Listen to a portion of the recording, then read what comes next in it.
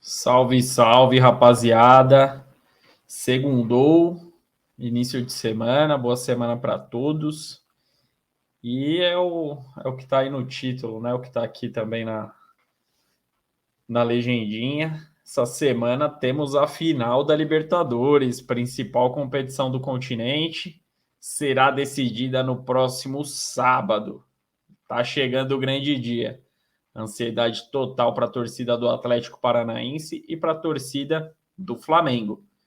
Hoje vamos falar um pouquinho sobre o Atlético Paranaense, equipe conhecida no futebol nacional e conhecida principalmente por ser uma equipe bem estruturada, bem organizada, né, financeiramente. É uma equipe que vem sendo exemplo para outras equipes no futebol brasileiro. Não era considerada uma das favoritas a chegar na decisão da Libertadores e chegou eliminando o bicampeão da Libertadores, Palmeiras, na semifinal. Então o Atlético Paranaense chega muito forte para essa decisão, mas mais para o finzinho da semana falaremos sobre o elenco atual, sobre as perspectivas do Furacão. Hoje nós vamos falar sobre a história do Atlético Paranaense em Libertadores. Furacão que essa disputa de Libertadores é a 8ª na história do clube. Antes de mais nada, se inscreva no canal, tá bom? Dá essa moral pra gente. Curta nosso conteúdo, se gostar. Se não gostar, comente aqui o que precisa melhorar, beleza? Muito importante o feedback e o apoio de vocês, tá? E como eu disse já anteriormente, o Atlético Paranaense ele disputa a sua 8ª Libertadores na história. O Atlético Paranaense é um time fundado no ano de 1924 e ele disputou a primeira Libertadores em 2000. Demorou, né, para chegar na primeira Libertadores, mas chegou no ano 2000 e teve uma campanha bem interessante. O Furacão acabou, para ser uma primeira disputa de Libertadores, geralmente as perspectivas são baixas. O Atlético Paranaense ele caiu nas 8ª, porém, na fase de grupos, o Atlético ficou invicto.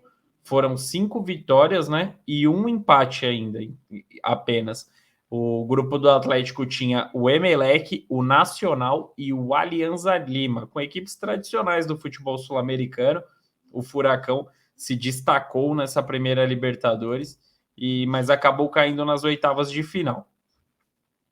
Caiu nos pênaltis, caiu nas penalidades para o Atlético Mineiro. Foi um confronto brasileiro e o Atlético Paranaense acabou sendo eliminado. Momento que tem a participação especial da minha cachorrinha, né? Mas faz parte, né? Tô fazendo de casa.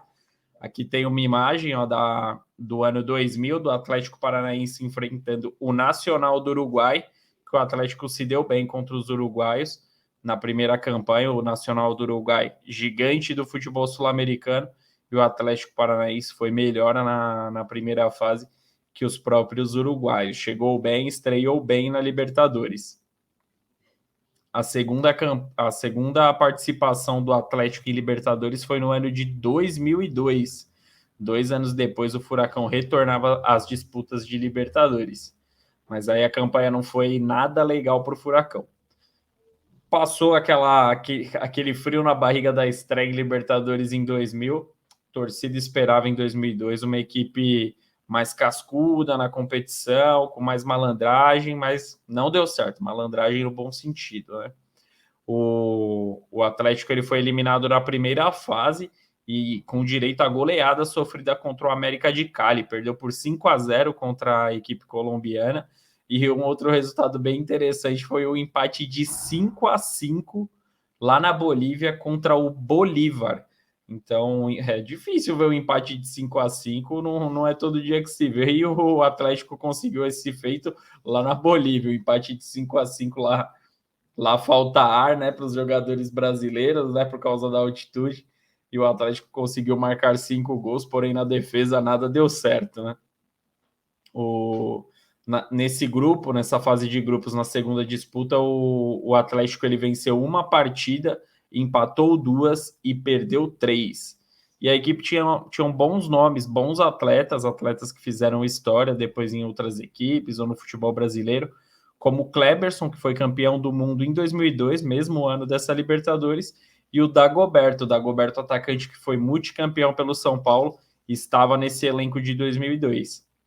3 anos depois, o Atlético chegava à sua terceira disputa de Copa Libertadores. E foi importante, foi histórico para o Atlético Paranaense, porque o Furacão chegava pela primeira vez em uma final de Copa Libertadores. Lembrando que era apenas a terceira disputa, então o Atlético vinha fazendo história porque era o início da trajetória do Atlético em Libertadores e chegou na final. E encarou o todo-poderoso São Paulo, que na época era bicampeão da Libertadores. O Atlético acabou sendo vice-campeão na oportunidade, mas antes de chegar na decisão, o Atlético estava no grupo A daquela Libertadores, ficou em segundo lugar, ficou empatado em pontos com o líder do grupo Independente Medellín. O Independente Medellín acabou sendo líder pelo saldo de gols. E o Atlético ficou um ponto à frente do terceiro colocado daquele grupo, que era o América de Cali. Então foi um grupo bem embolado, mas o Atlético Paranaense acabou se garantindo para as oitavas de final. Essa campanha na primeira fase foi com 3 vitórias, 2 empates e 1 derrota. Nas oitavas, o Furacão ele garantiu a classificação com muita emoção. Venceu o Cerro Porteño, mas venceu nas penalidades. Venceu por 2-1, venceu por 2-1 em casa, e no Paraguai perdeu também por 2-1 e teve que decidir a classificação nos pênaltis. Nas quartas de final foi um confronto brazuca. Atlético Paranaense e Santos se enfrentaram e o Furacão levou a melhor. Venceu na Vila Belmiro por 2-0 e no Paraná venceu por 3-2. Na semifinal, o Atlético Paranaense encarou a equipe mexicana do Chivas e venceu por 3-0 em casa e empatou por 2-2 no México. Só uma correção, foi 3-2 na Vila Belmiro e 2-0 no Paraná. Mas não muda o fato que o Atlético Paranaense venceu as 2 partidas, né, contra o poderoso Santos, bicampeão da Libertadores na época. Então, foi uma vitória bem comemorada pelo elenco do Atlético Paranaense. E chegou a grande final, né? Após passar do Chivas, o Atlético teve muita polêmica, muita dor de cabeça quando chegou nessa decisão. Para quem não lembra, o Atlético Paranaense ele não pôde decidir a final da Libertadores dentro da sua casa, na Arena da Baixada. Segundo o regulamento da Conmebol, o Atlético não poderia pelo estádio não ter capacidade suficiente para o número exigido pela Confederação Sul-Americana. O presidente do Atlético Paranaense, a diretoria, na época, mandou propostas de colocar arquibancadas móveis, o que foi usado até em Copas do Mundo, alguns anos depois aqui no Brasil, porém não foi aceito pela Conmebol. Muitos dizem que o São Paulo trabalhou ali nos bastidores, trabalhou internamente e acabou dificultando a vida do Furacão. O Atlético Paranaense reclama até hoje sobre não poder decidir em casa, e a decisão acabou sendo no Beira-Rio, o que acabou não levando muitos torcedores do Atlético Paranaense, não lotou o estádio do Beira-Rio, e em uma final de Libertadores, obviamente a torcida faz total diferença, e infelizmente o Atlético Paranaense perdeu a força da sua torcida, que vinha sendo muito importante na disputa daquele ano. Na primeira partida, o Atlético até alimentou uma esperança, porque empatou em pleno Morumbi contra o São Paulo por 1-1. E no Beira-Rio, o São Paulo acabou goleando o Atlético Paranaense por 4-0. O vice-campeonato, porém, foi uma campanha bem legal do Atlético Paranaense. Teve essa polêmica na decisão, porque queria decidir o jogo na sua casa. Mandou as propostas das arquibancadas móveis, porém não foi aceito, e é uma reclamação que gera polêmicas até hoje. Eu sou a favor do Atlético Paranaense nessa situação, porque se pôde jogar até a semifinal, por que não pode jogar a decisão? É meio estranho. Ou joga desde o começo em um estádio, ou não joga nenhuma partida.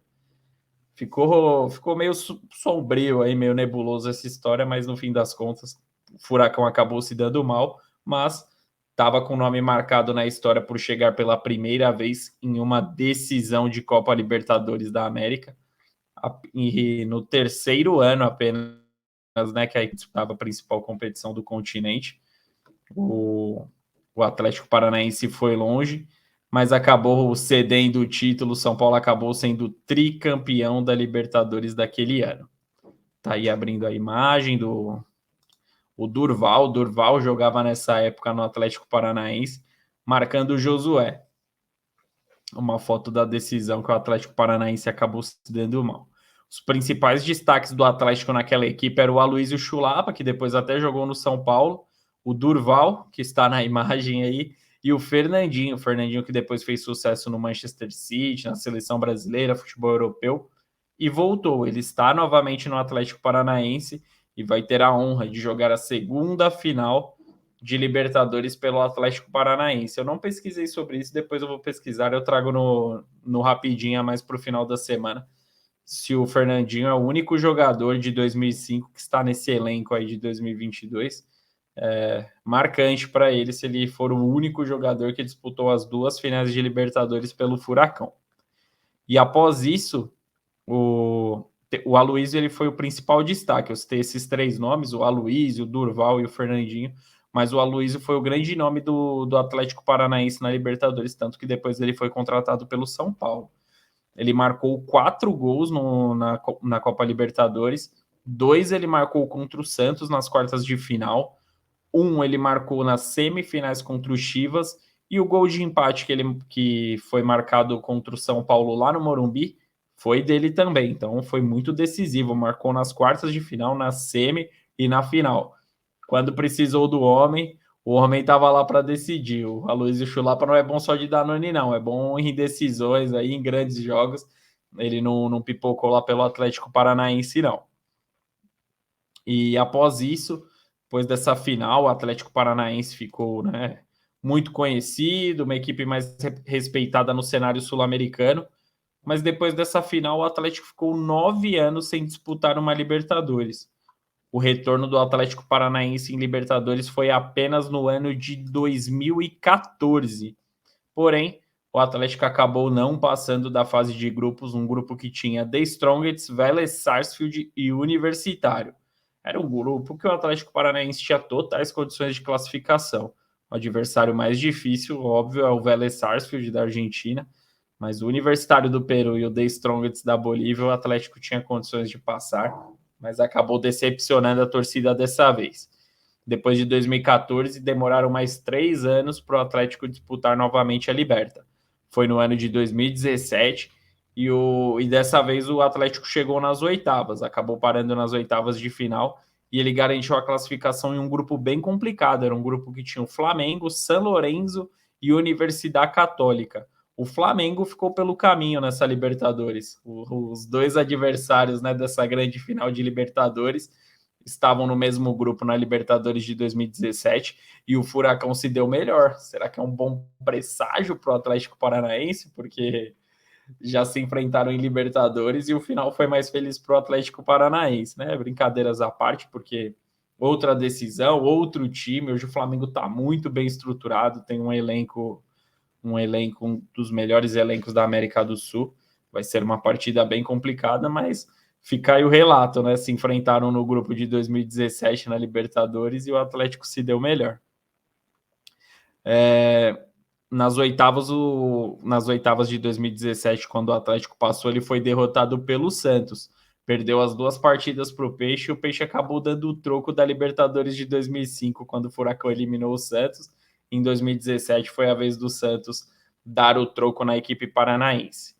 Em 2019, o Atlético estava num grupo, voltou para a Libertadores em 2019 e tinha no seu grupo Tolima, Jorge Wilstermann e Boca Juniors. Nas oitavas, o Atlético Paranaense encarou o Boca Juniors, mesmo adversário que estava no grupo da primeira fase, mas acabou sendo derrotado nas 2 partidas. 1-0 na Arena da Baixada e 2-0 na Argentina. Então, o Atlético parando muito nas oitavas. E no ano seguinte, em 2020, o Atlético voltou à Liberta e se classificou para o mata-mata, né? em um grupo que tinha Peñarol, Colo-Colo e Jorge Wilstermann. Nas oitavas de final, o Furacão acabou encarando Pedreira, acabou encarando o River Plate. Também não dá sorte o Atlético Paranaense quando vai para as oitavas. É River Plate, é Boca Juniors, é um adversário pior que o outro. Mas foi o fim da linha para o Furacão. O Atlético empatou na Arena da Baixada por 1-1 contra o River e perdeu no Monumental de Nunes por 1-0. Vendeu caro aí essa classificação para o River, mas não deu para o Furacão. E agora, né, em 2022, foi a oitava Libertadores do Atlético Paranaense. Chegando na segunda final e vai buscar esse título inédito, obviamente, sob o comando do Luiz Felipe Scolari.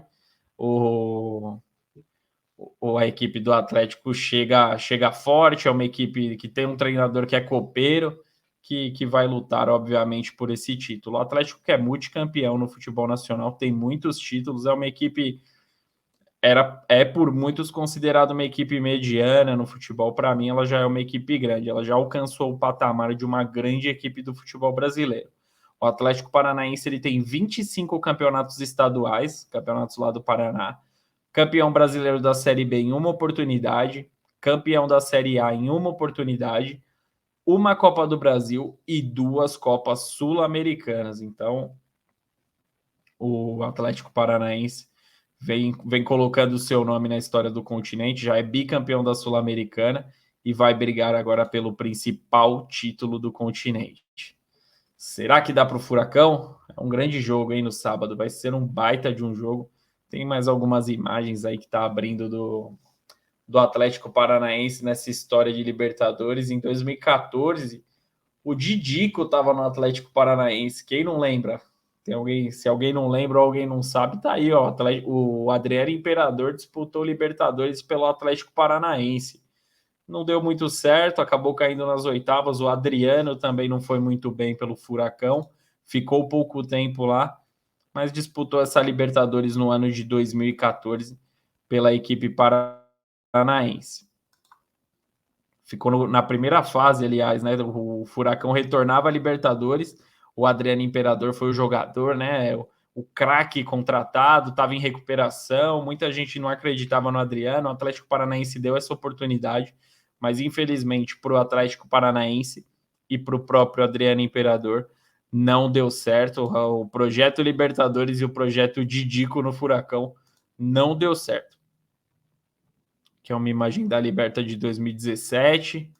O Rony estava lá no Furacão ainda, o Rony que está fazendo sucesso no Palmeiras, conquistou 2 Libertas pelo Verdão, também já jogou no Atlético Paranaense e estava aí, ó, comemorando um gol pelo Furacão.